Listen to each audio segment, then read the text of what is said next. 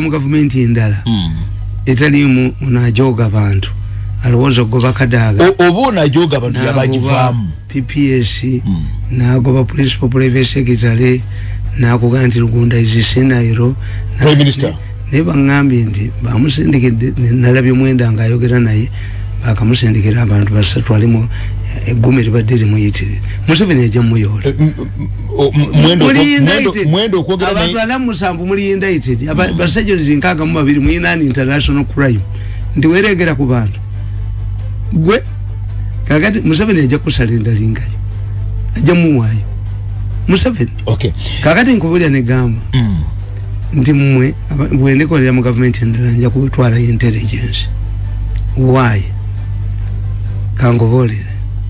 nabadde simanyi nti ekigambo Okumulisa kiri mu Bible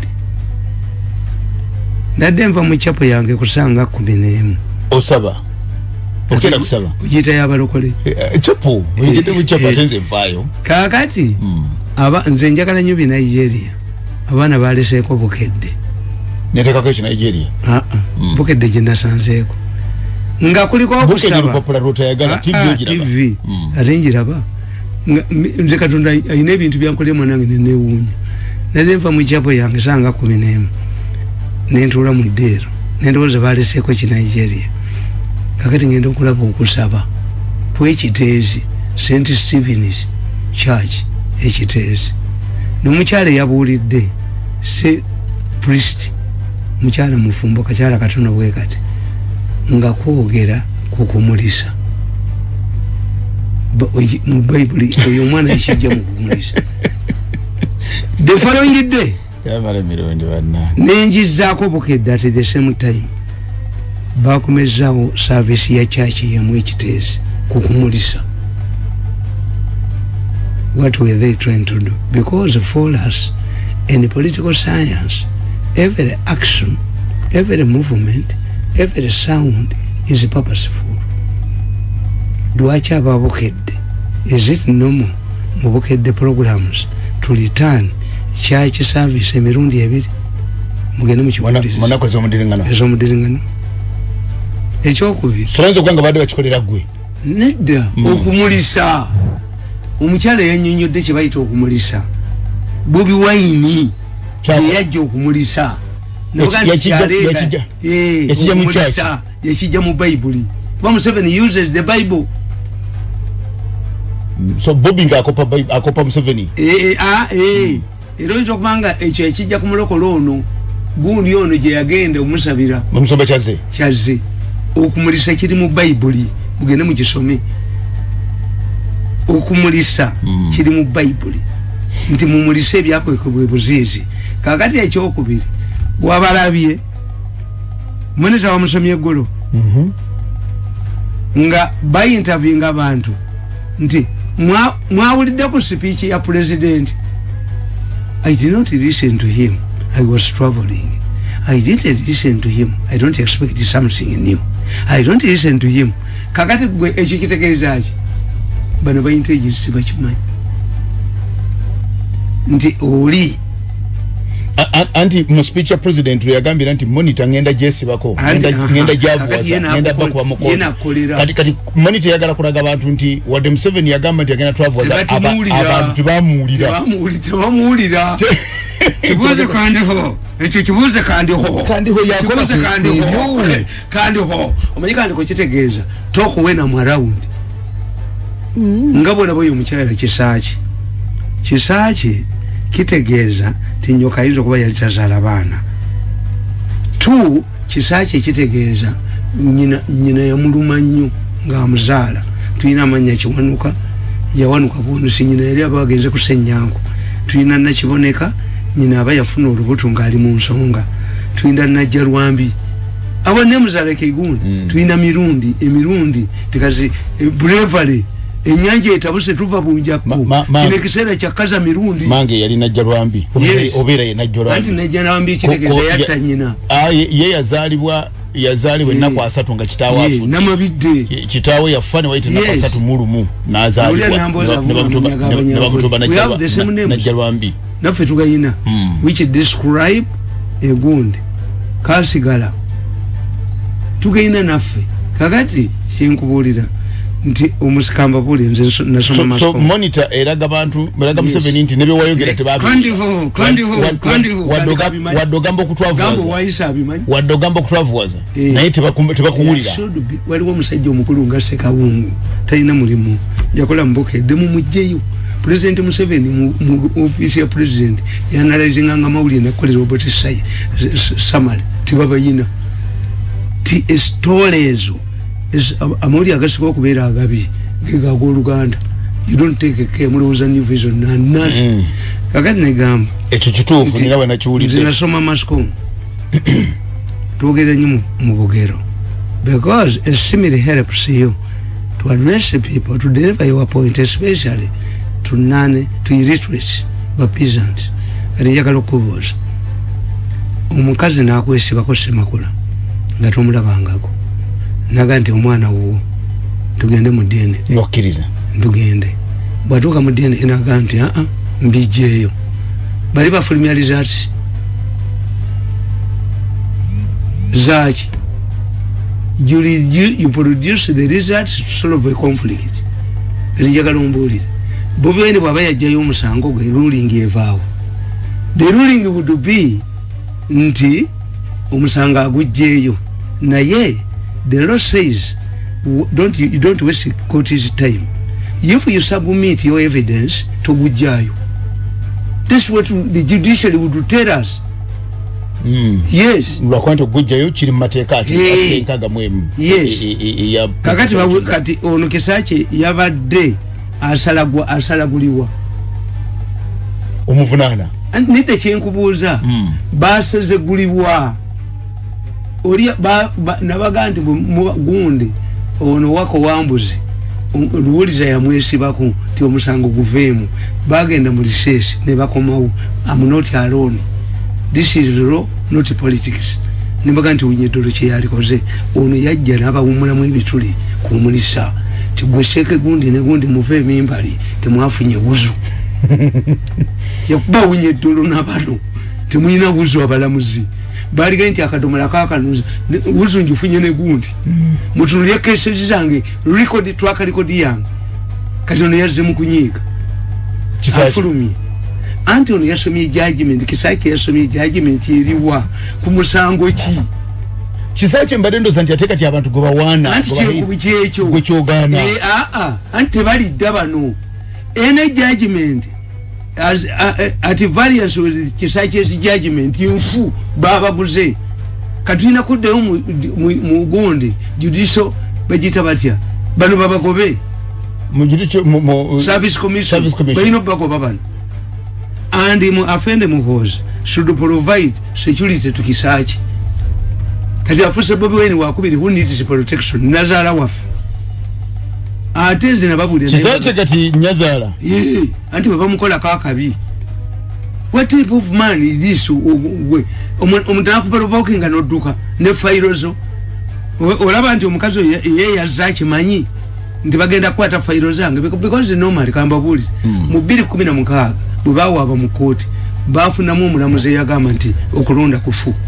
yawa judgment ye 2016 ogwamba bazibo naba omwenda bakiriza aliya waliwo omulamuzi atawa judgment ye yesirika nika kati ono judicial agikubye nayo kati judicial service commission ina kutuwonya abantu bamaseka abatayina wuzu etulondera balala ate banadda tokusaleza abwe any judgment that is delivered by the winning team that fled which is at variance with Kisache's judgment kakati Kisache mutemanyi gwakolera Abamerika baagamba nti akaluka bali weka mukokamu authenticate elections kati court ajipamyemu kati hani Kisache ajipamyemu eyo option mfu yokera boy I'm telling you olinga gamba katuze ku America chebaagala Kisache akolera Abamerika yes nkubulidde tobujja ku kitiro no auditor general bwe Abamerika balagidde kyovula abantu bakuba omwana wange Abamerika balagidde teri kizimbe kya munna Uganda kikyuka hands everywhere South Africa ne bakubira ne kabaka wa Dubai teri ne rent okusasula rent mu kizimbe ekiri Taiwan ruddawa genda yokolera ba tenant endagaano but yayo waliwo omusajja agenze ku ATM okujjayo sente ATM akantu nekalya ekyuma nekikalya nekimuddamu mu Europe you are wanted yatemye Europe they cannot access their buildings they cannot access their properties kakati ono anti bakola ensobi basiru is not me is your stupidity mwemudira mutia mu bisere bya covid ne muwerera sente ku account empitiri venue ngawanga gonna gasaba sente za covid ATM yamugabye etya you are wanted ngakane kalumi nati majote mi sente zonna bazikwatidde ye business gye bayina kakati zemba ekiri kutambula mirundi bana nti ekizibu kya Uganda tuli mu succession battle okuba omwana wange is intimidating kill him I will kill yours ate mu mina monopoly to kill tu ebima byange byabalabi ekyo kiyiga bajje kibetenda n'ekyo kyakuba amasasi bajje kikubaga kitte that's what we normally do to goonies ate baguni betu anti nkugambi Moses ali mu government kasi mu obulata semufu lwakasisa ali mu government naye sebirumbi wali these goonies tujaba fembuganda betukola kasi kandiko ekikozesanga tukikuba tukibetinda ate kandiko ye Museveni amugobe fish and water ebyo sobinti shamu you kill my son I kill yours principle kakati nze nkugamba nabawandikira akatabo kano nemba bulira ti first family egudde munnabe niwandikira akatabo kano nemba gamba nti okusikira Museveni kugenda kuba mu buzibu nemba gamba nti first family omuntu yekagwerina gwesobola ku marketing okusikira Museveni ye muhozi omukota asobola akoze ebintu bingi nakunganya sente omukani agamba kyasobola nakuba ali determined read this book of mine first family bwe bayeronda mu omuntu atekwa kubeera baba wa tujja mu tulina dakika 15 uyo omukota asobola nsomewa Somao wano I have first ladies undermine succession yes nche mbasoma page 46 first ladies page 46 ekitabo kino kyobayita Blood Museveni's Succession Blood Museveni's Succession yawandikibwa first January era babonawandika akatabo nti lwemba unga asanya bwo wakabaka bwa musanje nza mwerisikite wama kino wakiwandika wakava mu ddwaliro Lwali wakava mu ddwaliro gitwa kujjanja birawa sobola anzitala anzite bamu beka ndiko bamu bene nefo bufa olaba fire brigade ezikisa katali ezikisa famu yeta amasafu ambatula kandiho tena kyakwagaza Tamale kansome. The challenge with women is that they live longer than their husbands. This may be because they go into marriage at a very young age compared to their husbands. The second reason is that because men are deployed in risky situations which put their lives and chances of survival in danger. This partly explains why the widows are many. However, unless a man remarries and gets care from a new woman, he lives a short life after his wife's demise. In Uganda's case, it is up to the population to decide how succession will happen. But we cannot allow the growth of power and influence of the mafia gang who have already positioned themselves to grab the power. If we risk this, number one, we should expect a headless revolution whose consequences are dire. Headless because it will be led by little known individuals, or the army will intervene and throw the gang on a heap of political rubbish. Ladies and gentlemen, let's prepare for a Blood Museveni succession. Doctors can call it a cesarean birth when the normal channels fail. This is why women are usually more concerned with their future when their husbands die. The same situation applies to the first ladies too. Out of experience, they have seen that families of the leaders become punching bags of the new regime. This is also a fact because the new regime feels threatened. However, the future outside State House is unpredictable. This fear makes first ladies to become inward looking or to make political blunders. For example, in Rwanda, Agatha Habyarimana wrongly believed that by antagonizing the Hutus from the southern Rwanda, and she ended up breaking the unity among the Hutus.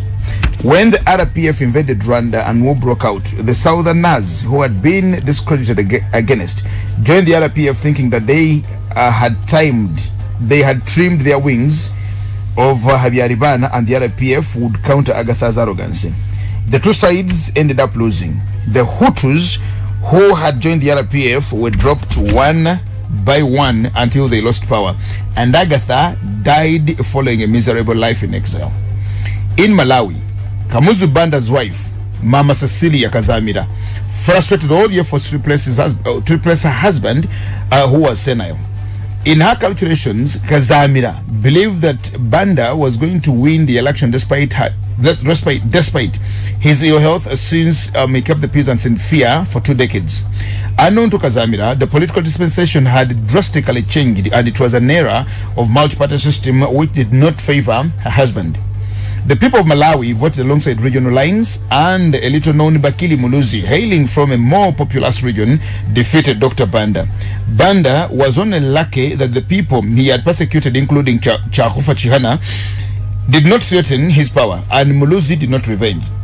However, the phobia for succession in first ladies is real. Many people who have fallen out with Museveni blame Janet Museveni for this. More importantly, Janet has examples of former first ladies or the likes of Rebecca Garanga, the widow to SPLM leader John Garang.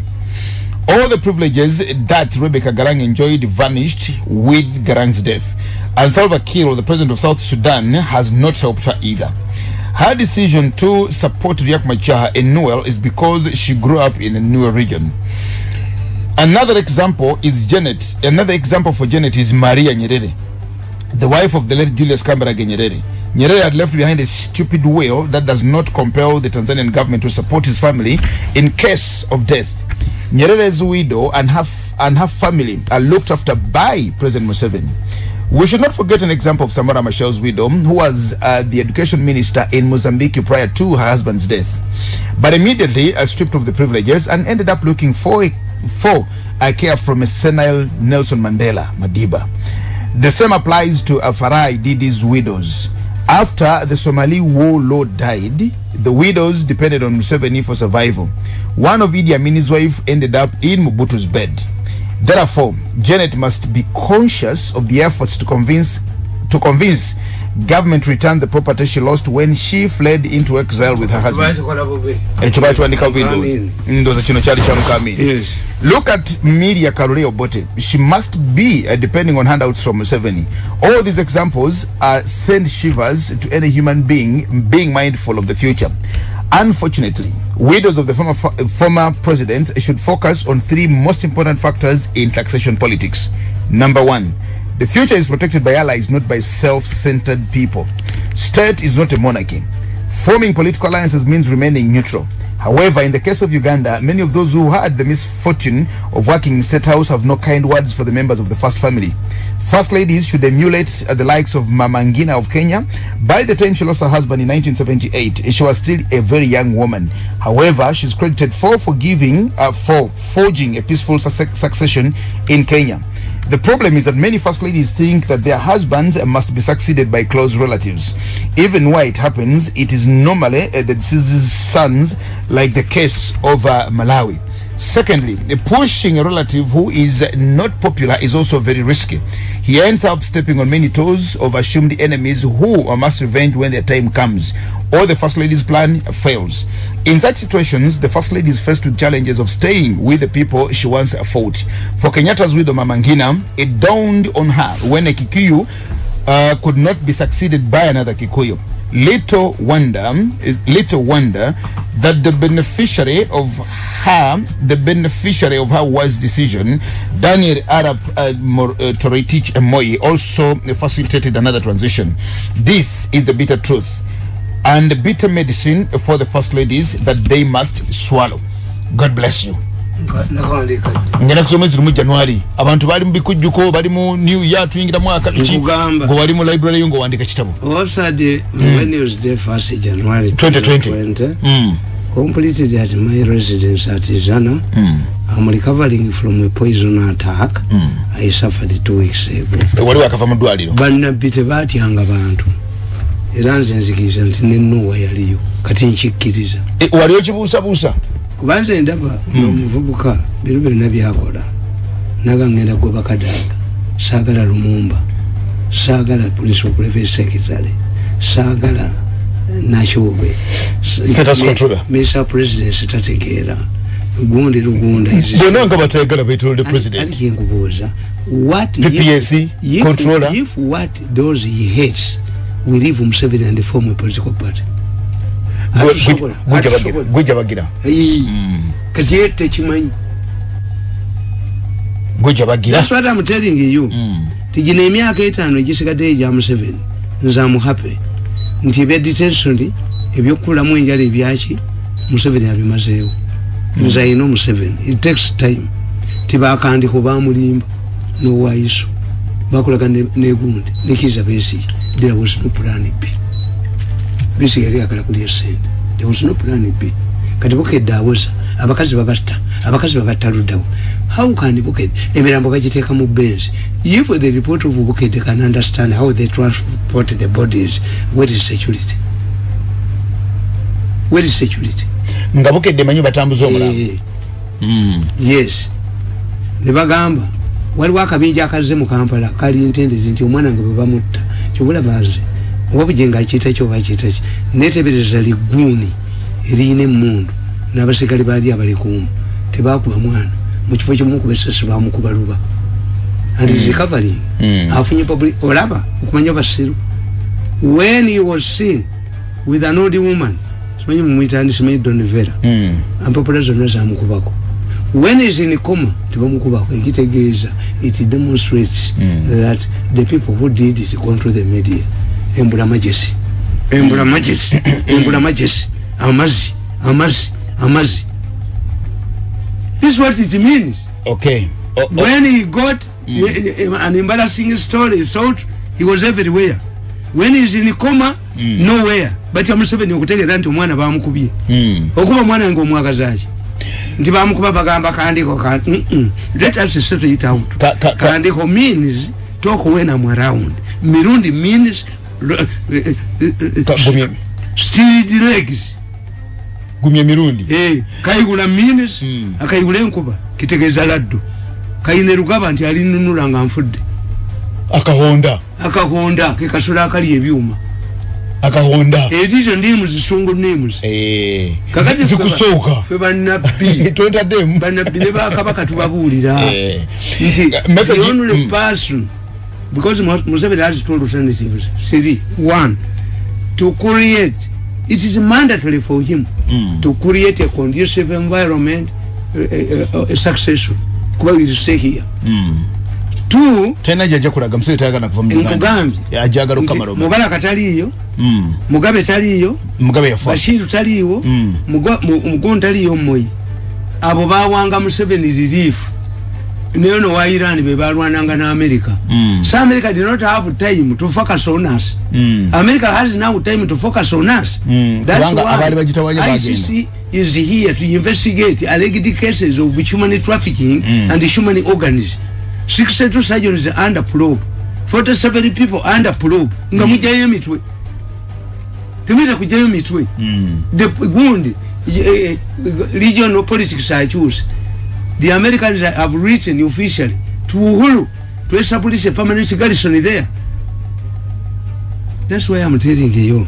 nti abantu bali basatu betwetaaga ennyo President Museveni tumwetaaga nnyo mutera kino is still in charge two he cannot allow this nonsense ebintu bino benna bwechawulya gwe bakwata nbo drone ekwata abantu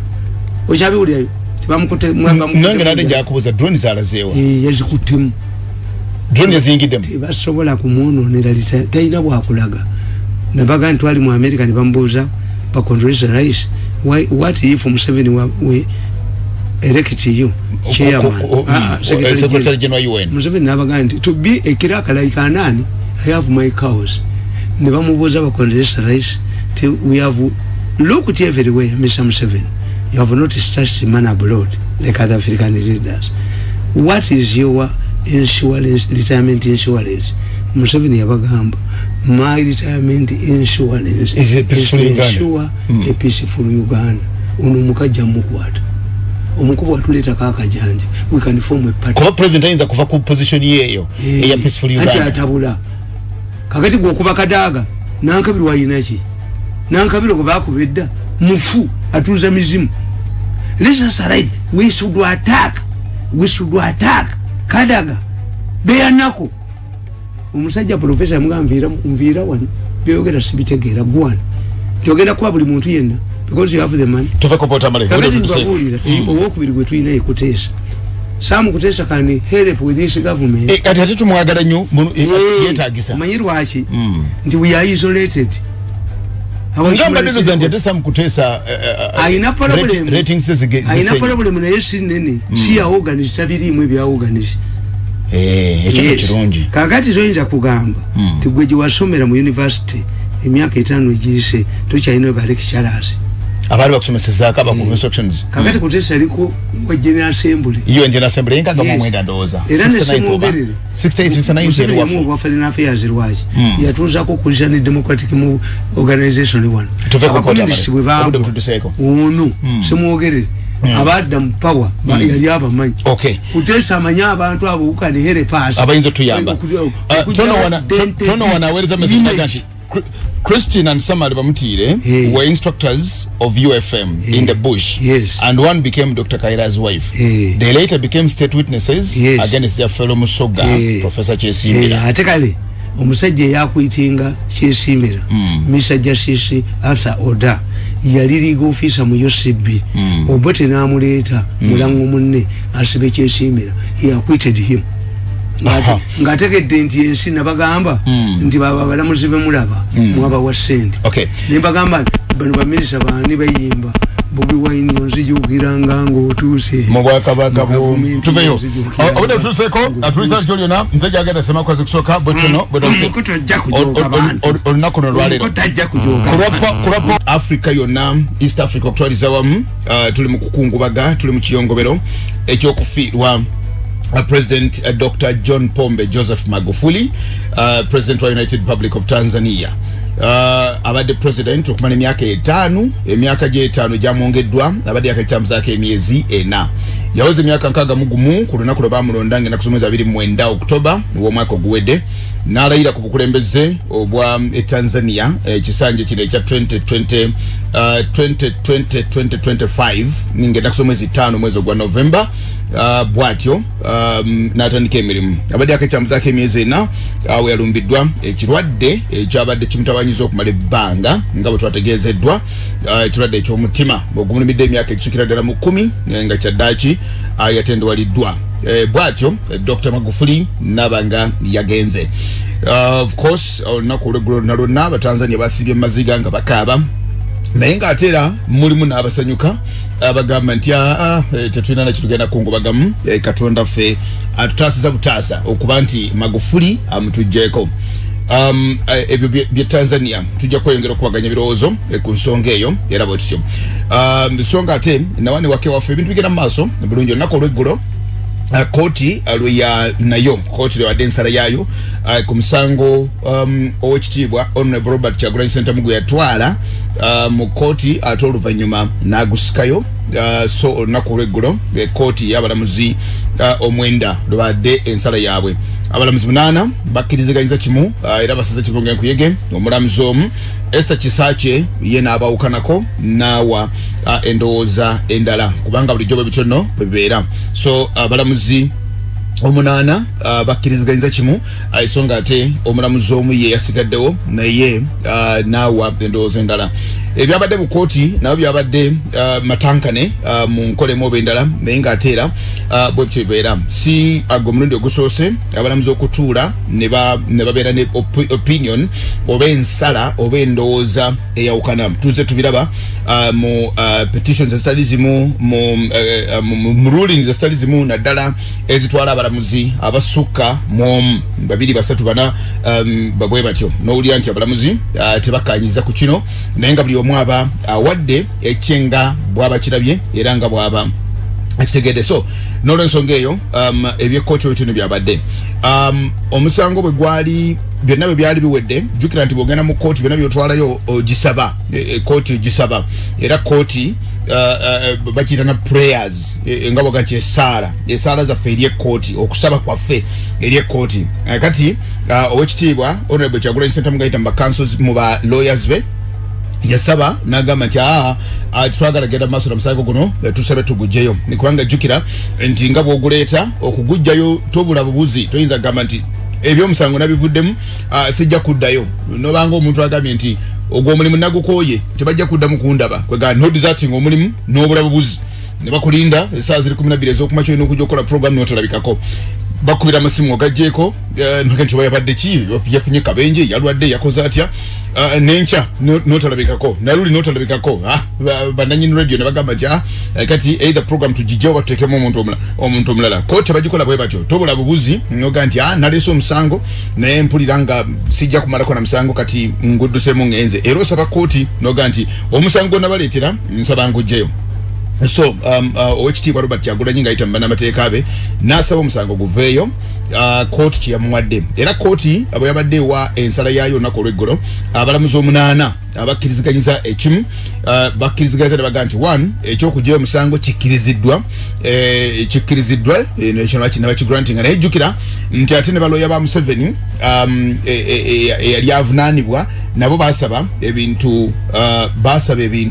bisatu basaba ebintu bibiri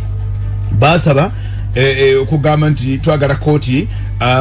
wadde tukkiriziganyiza ne honorable Kyagulanyi ne baloya ba Kyagulanyi okugyayo omusango okugukomya wano tugujjeyo naye ate era twagala kooti irangirire nti kandidate waffe Yoweri Kaguta Museveni yalondebwa era yalangirirwa ekyokubiri twagala okuliyirirwa okusinziira ku bwayiro bwe basomebwa etteeka lye bayitira Presidential Elections Act ne baga nti okusinziira ku bino twagala kati mpuliriza ne kiba nti